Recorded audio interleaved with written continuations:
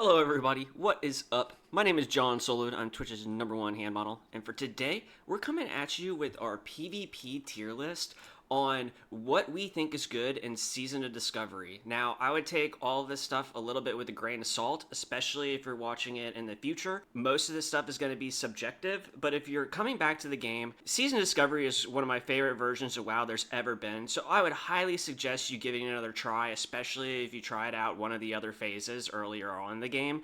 It's just gotten better. I am really enjoying the game, especially PvP. A lot of stuff feels very, very balanced. A lot of stuff seems overpowered, but as you'll see in the guide, most stuff has their own little gimmick, their own little thing that they're good at, and almost everything, you'll never make a wrong decision if you're picking something, but there are definitely key players out there. There are definitely classes that are better than others, and so hopefully I can help you kind of choose your class if you're coming back in to PvP. And without further ado, let's go ahead and get into the guide.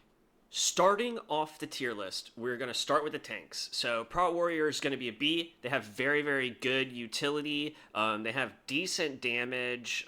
They have decent survivability. They just get kited very easily. They're not as good as some of the other classes. Some of the other classes are just so good right now, but they are still viable in PvP. Same thing with Prot Paladins. Prot Paladins are a little bit better than Warriors, I would say. They have really good utility, really good survivability, and okay damage. They just get beat out by a lot of, like, most things can beat them. It just takes a little while because everything, like, now has a little bit of self-healing. Everything has, like, really good survivability. So, as you're going to see, a lot of this stuff is, I'm not even going to use C and D tier, I don't think. So, getting on to it, we're going to do the Feral Tank. This one's hard. I'm going to say it's in low A tier, probably, because they have a very high amount of damage. They're good utility again. They can't be kited. Good all around. And then they can do like 1.5k mangles. And if they get the correct gear too, there's this gear called Razor Leathers in the game right now. And it reflects damage. So if you wear those in combination with your thorns, you can't even really be attacked by melee. So you're borderline S, I would say. So maybe I'd put to high A tier, low S even, but I don't think it's quite S. And so now we're going to get to the classes that are still tanks, but they're hard to classify as tanks. Enhancement Shaman, S tier. Enhancement Shaman right now does a good amount of damage, but they have insane utility, insane survivability. They can self-heal massively. It takes 5 people to kill a really good enhanced tank shaman, and they can threaten to kill most of those 5 people in that time frame that you're able to kill them. So not only are they doing good damage, but they also have like insane survivability. The next one that we're going to talk about that's kind of in the same boat is the Demo Lock. Right now, lock tanks, they have a ton of avoidance, and they have good sustain, they have good self-healing, and then they do really good damage also. And they are good versus melee and versus range. They just have an insane amount of health, they have an insane amount of self-healing, they have an insane amount of arm. They're just good all around, and they do good damage. I forgot to mention that also. I think I mentioned it earlier, but I want to mention it again because they do very good damage as well. Now we're getting into the actual damage dealers. No, let's do the healers first. Let's make you guys wait on the damage healers. I'm sorry, guys. I just teased so hard. So let's do the healers just super quick. They're very easy to do. Basically, anything that has a dispel, I'm going to put into S tier, and anything that doesn't have a dispel doesn't, besides for Holy Priests. Holy Priests are going to be our first lowest B. They're not even going to be C. They're going to be lowest B. So we're going to start off Disc Priests, Holy Paladins, rest of Shamans. The order that you would put these in S are, I don't know what, maybe this, maybe this, maybe maybe this, maybe this, maybe this, maybe this. I don't know. But they're all really good. They just have the dispel. They're able to, heal. They all have pretty good mitigation themselves if somebody's on them. For the most part, they have decent CC as well. Besides for shamans, but they have really good, slows and movement and pairing effects. So there's definitely ways to play with the shaman, not even having a stun. And I think I'm missing one. Yes, I am. The Resto Druid. Resto Druid is, I'm going to put them in A. They're good. They got good utility. They got good mitigation. They got good healing. They got okay damage, but they're really lacking that dispel that makes a good PvP healer. They have, poison cleanse, which is very, very nice. They have curse removal, which is nice, but they can't get people out of polys. They can't get you out of Hodges. They can't get you out of fears. So really, they're on that low end for PvP, but they're very good in general. So not a bad pick though. They're still A. I mean, they just don't have a dispel, so I can't put them in S. Now, I think that's all the healers. So let's go to the melees. For the melees, Ret Paladins starting it off. Our first S tier. We're going to put them up here. Ret Paladins are really good right now. They just have so much utility. They have so much sustain. They have so much self-healing. I sound like a broken record because in Season of Discovery, a lot of classes have this. And so in PvP, you can't really make a wrong choice. I can't stress that enough, that everything is good and they all have their own little gimmicks that they can do. Ret Paladin, they can do good damage, they have good utility, they have good, okay CC, and then they have good damage, which is like the number one thing. They're very hard to beat in 1v1s. When you start talking about group fights, they arguably might even be better because they start doing an insane amount of AoE damage. They're one of the best melee classes for AoE damage, so when you take them in team fights, they're super nice. They don't have like an MS like a Arms Warrior does, but they do have, the good for the damage, self-healing, survivability, and utility. So those are like the big four things. Ret Paladin has them all. Next class, since we mentioned Arms Warrior, they're going to be our first high A tier.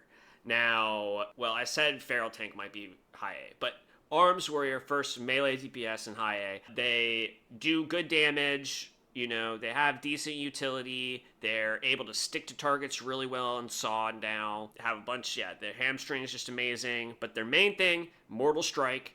You cannot underestimate how beneficial a Mortal Strike is, especially when somebody knows how to use it. They can really influence a fight by getting on the kill target and just making them impossible to heal in team fights. So they are super, super good. They are not as good as they are in Classic WoW.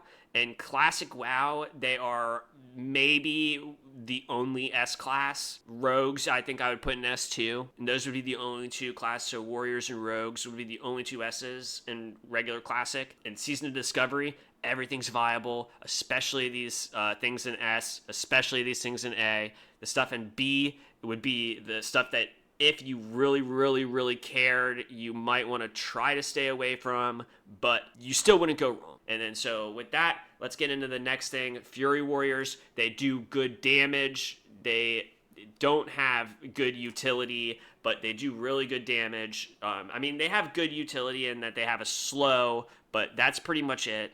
They don't do the MS effect like Arms Warrior, so you are really just limited to just being able to do a lot of damage. There are other classes that just do a lot of damage better than a Fury Warrior in this version of WoW. Again, in Classic, that's totally a different story. They would be high A, maybe an S2, but in this version of WoW, there's just other classes that do stuff so much better. And then with that, we're also going to talk about the Combat Rogue. Combat Rogue's kind of the same thing, but probably a little bit better than the Fury Warrior in that they have more single target damage. But if you're going to play Rogue right now, you're going to play Backstab, you're definitely playing Sub. Now, Sub is probably up here with Ret. I don't know if I'd put it in front of Ret or behind Ret.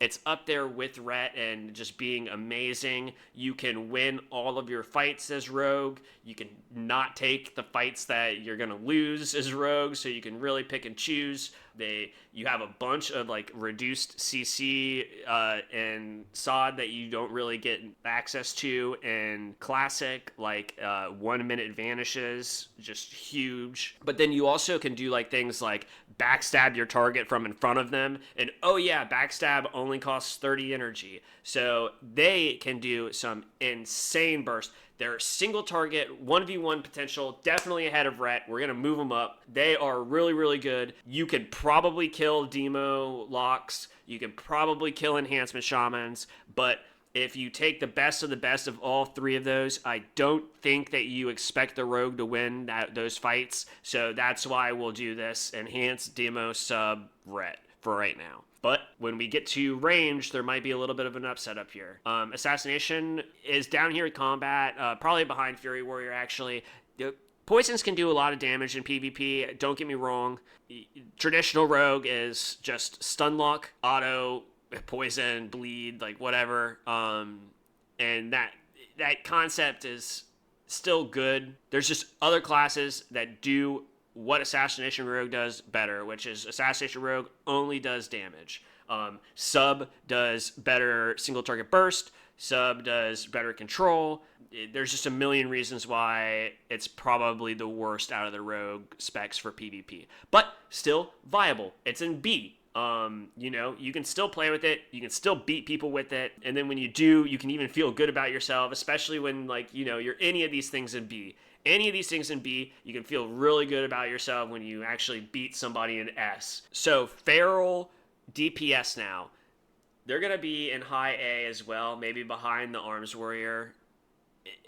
They're really tough to tell right now because bleeds are, I think, broken in PvP, so they might even be S right now. But traditionally, they're high A. They do a lot of bleeds. They have, good mobility. They have decent damage mitigation. They have decent self-healing. But they are by far not the best of the best in terms of just raw, PvP potential. I think the Arms Warrior brings a little bit more to the table having MS than a Feral Druid does, but we're just going to have to see where Blizzard balances the bleeds, because I don't think that they were expecting their tier set to make them do as much damage as they're doing right now. So I think after the nerf, this is where they should be. Right now, pre-nerf, they're probably like right here. But I really think Blizzard messed up their bleeds, and they're going to fix them. So with the bleeds fixed, they're down here. With the bleeds not fixed, they're up here. So I'm just going to assume that they fixed the bleeds by this video, and I'm going to put them down here. Now we have our last melee, and it's the melee hunter. They're a combination. Some of them play survival, some of them play Beastmaster.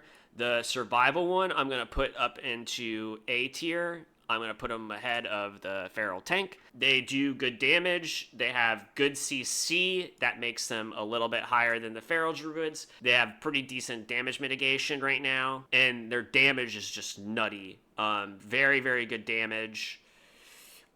I think there's an argument to make them top of A.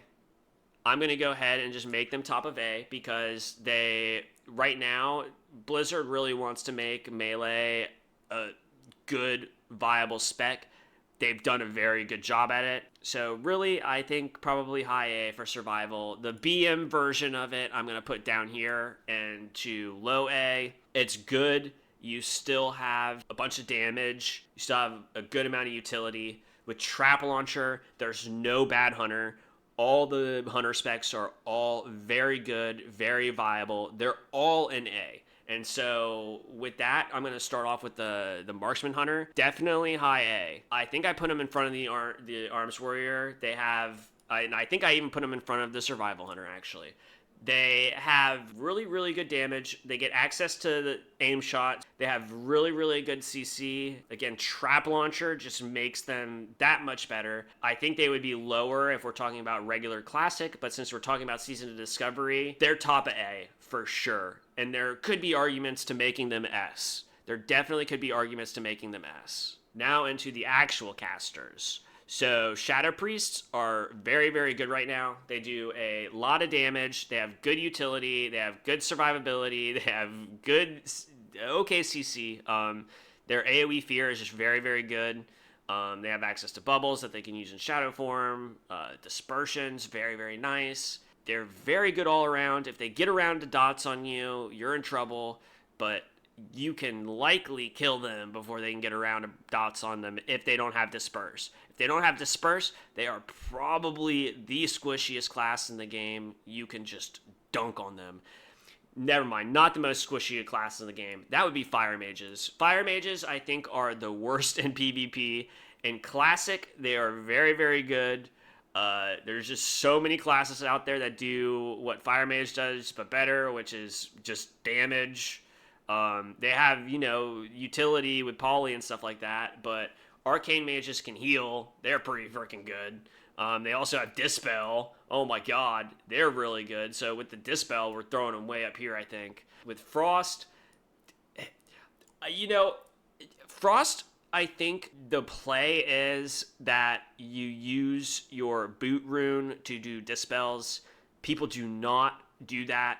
So I'm thinking that it's high A, probably just a little bit ahead of Arcane, but not much.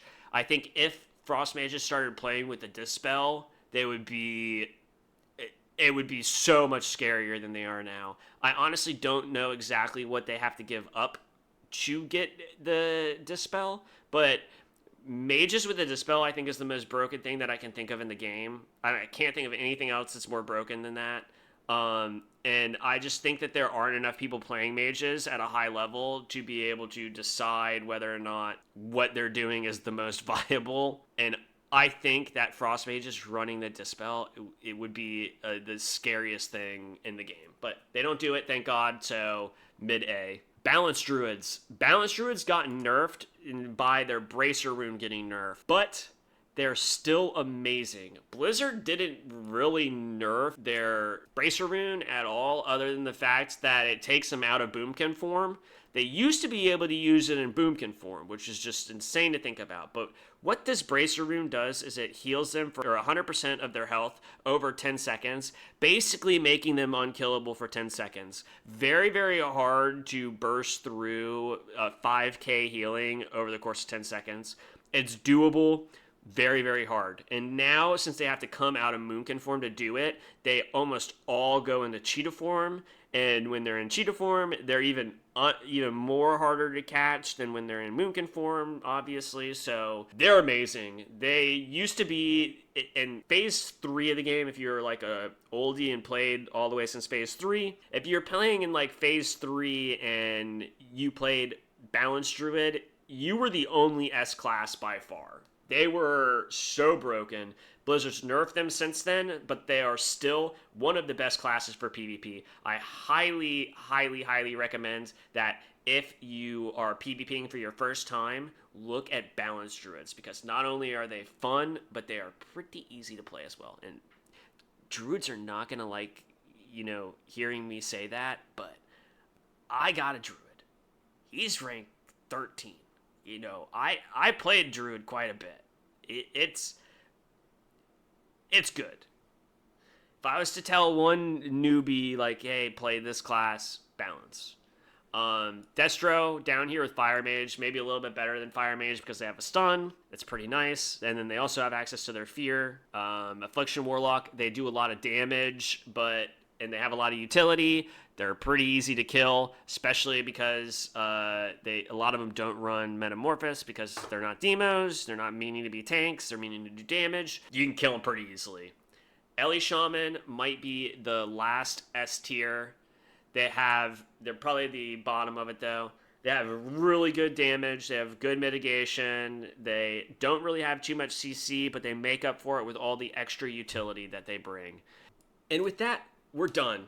Thank you guys so much for watching. I know it was a lot of information to go over. I know I kind of repeated myself through there. If you made it this far, please hit that like button, subscribe, come follow me on Twitch. It's right up there at the top. We do lots of Silly Goose PvP things. We're always PvPing. Sometimes we mix in some, PvE here and there. We do a little bit of Mythic Naxxramas with the guild. But other than that, we're out there killing players. We do it on Horde. We do it on Alliance. We mainly stay at Season to Discovery, but we do play Classic. Thank you guys all again, and have a good rest of your day.